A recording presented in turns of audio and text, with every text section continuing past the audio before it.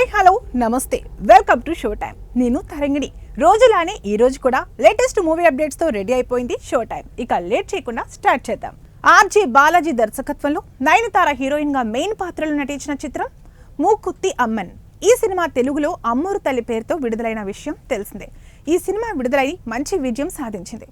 ఇందులో నయనతార అమ్మవారి పాత్రలో నటించింది. సినిమాకు మంచి రెస్పాన్స్ రావడంతో ఈ సినిమా పార్ట్ 2 తీయాలని ఐసరి గణేష్ ఫిక్స్ అయ్యారు.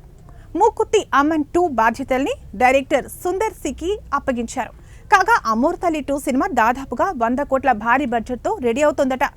తాజాగా ఈ సినిమాకు సంబంధించిన పూజా కార్యక్రమాలు మొదలుపెట్టారు.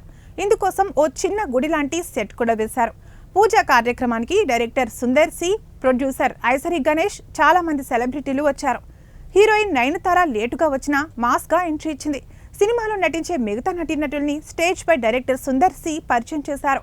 రెజీనా కసండ్రా, ఇనియా, యోగి బాబు, సింగం పులి, విచ్చు విశ్వనాథ్ లాంటి పెద్ద స్టార్ కాస్ట్ సినిమాలో ఉన్నారని సుందర్ సి తెలిపారు.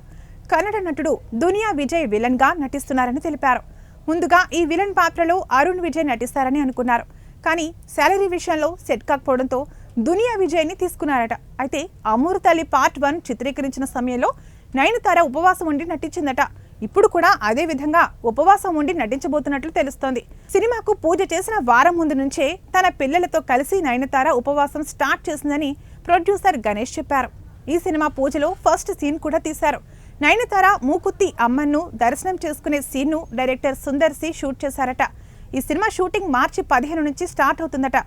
ఐసరి గణేష్ వేల్స్ ఫిల్మ్స్ తో కలిసి నయనతార, రౌడీ పిక్చర్స్, ఖుష్బు సుందర్ సికి చెందిన అవని సినిమాస్ కలిసి నిర్మిస్తున్నాయట.